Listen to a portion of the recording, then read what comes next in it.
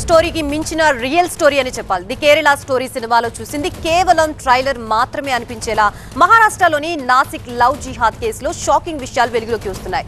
మత మార్పిడి కేసుగా మొదలైన ఈ ఉదంతం ఇప్పుడు దేశవ్యాప్త కుట్రగా మలుపు తిరిగింది. ఈ కేసులో ప్రధాన నిందితురాలు నిదా ఖాన్ చుట్టూ ఉచ్చుబిగిస్తోంది. కేవలం మత మార్పిడి మాత్రమే కాదు, నిదా ఖాన్ కి ఢిల్లీ బాంబు పేలుళ్ల నిందితుడితో నేరుగా సంబంధాలున్నాయనే ఆరోపణలు వినిపిస్తున్నాయి. దీంతో కేంద్ర దర్యాప్తు సంస్థ ఎన్ఐఏ రంగంలోకి దిగింది. డాక్టర్ షాహీన్ తో కలిసి నిదా ఖాన్ నడిపిన చీకటి నెట్వర్క్ వెనుక భారీ ఉగ్రవాద కుట్ర ఉందా అనే కోణంలో దర్యాప్తు ముమ్మరమైంది. ప్రస్తుతం నిదా ఖాన్ కోసం నాసిక్ ఎస్ఐటి బృందాలు ముంబై, తానే ప్రాంతాల్లో జల్లెడ పడుతున్నాయి. అరెస్టు తప్పదని తెలుసుకున్న నిదా ఖాన్ ముందస్తు బెయిల్ కోసం కోర్టుని ఆశ్రయించింది. తాను గర్భవతినని, మానవతా దృక్పథంతో తనని వదిలేయాలని పిటిషన్లో పేర్కొంది. అయితే వేల మంది జీవితాలతో ఆడుకున్న ఈ మాస్టర్ మైండ్ కి కోర్టు ఉపశమనం ఇస్తుందా లేక కటకటాల వెనక్కి నెడుతుందా అనేది చూడాలి.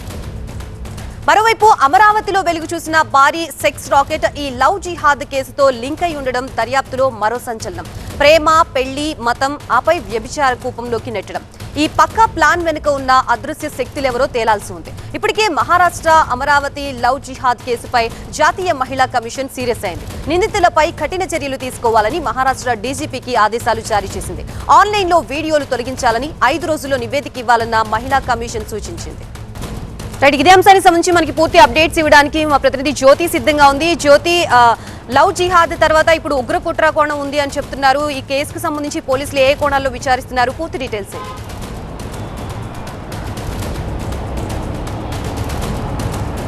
మహారాష్ట్ర నాసిక్ లవ్ జిహాద్ మొదటగా ఇదొక మత మార్పిడికి సంబంధించినటువంటి ఉదాంతంగా భావించాము. ఆ తర్వాత దేశవ్యాప్త ఉగ్రకుట్రగా ఇది మలుపు తిరిగింది. ఈ కేసులో కీలక నిందితురాలుగా ఉన్నటువంటి నిదా ఖాన్ కోసం ఒకవైపు నాసిక్ సిట్ బృందంతో పాటు మరొక వైపు ఎన్ఐఏ కూడా ఈ కేసుకు సంబంధించి దర్యాప్తు చేస్తుంది. ఎందుకంటే నిదా ఖాన్ ఒకవైపు మత మార్పిడి చేయడంతో పాటు మరొక వైపు ఢిల్లీ ఉగ్రకుట్ర కోణంలో ఉన్నటువంటి డాక్టర్ షాహీన్తో ఈ యొక్క సంబంధాలు ఉన్నట్లుగా కూడా గుర్తించింది. ఈ నేపథ్యంలో ఆ అంశాలకు సంబంధించి ఒకవైపు ఎన్ఐఏ పూర్తి స్థాయిలో కూడా విచారిస్తూ ఉంది. మరొక వైపు ముంబై, తానేలో కూడా ఈ యొక్క నిదా ఖాన్ కోసం ఒకవైపు సిట్ అధికారులు ఎవరైతే ఉన్నారో ఆ బృందం అంతా కూడా ఒకవైపు గాలిస్తున్నటువంటి పరిస్థితి.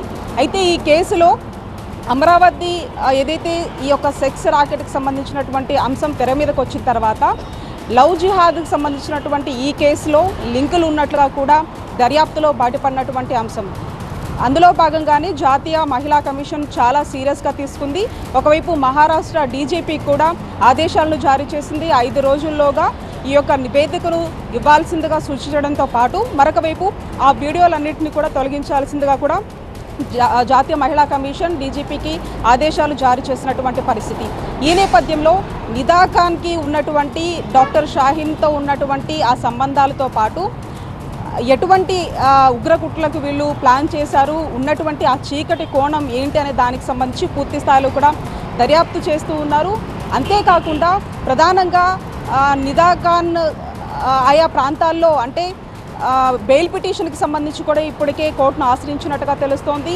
తాను గర్భవతిగా ఉన్నాను, ఈ కేసుకు సంబంధించి కొంత తనకి బెయిల్ ఇవ్వాల్సిందిగా కూడా బెయిల్ పిటిషన్ను వేయడం జరిగింది. ఈ నేపథ్యంలో కోర్టు ఇది బెయిల్ ఇస్తుందా లేదు అంటే కటకటాల పాలు చేస్తుందా అనే దానికి సంబంధించి కూడా రావాల్సినటువంటి పరిస్థితి. ఓవరాల్గా కూడా మొదటగా మత మార్పిడిగా ఉన్నటువంటి ఈ వ్యవహారం అంతా కూడా ఆ తర్వాత ఈ ఉగ్రకుట్ర కోణం కావచ్చు, అంతేకాకుండా అమరావతిలో జరిగినటువంటి ఈ యొక్క భారీ సెక్స్ రాకెట్కి సంబంధించినటువంటి అంశం బయటపడడం కావచ్చు. ఈ 2 కేసులు కూడా చాలా సీరియస్గా తీసుకున్నటువంటి జాతీయ మహిళా కమిషన్ పూర్తి స్థాయిలో కూడా అన్ని కోణాల్లో కూడా దర్యాప్తు చేస్తున్నట్టుగా తెలుస్తోంది. Right, thank you.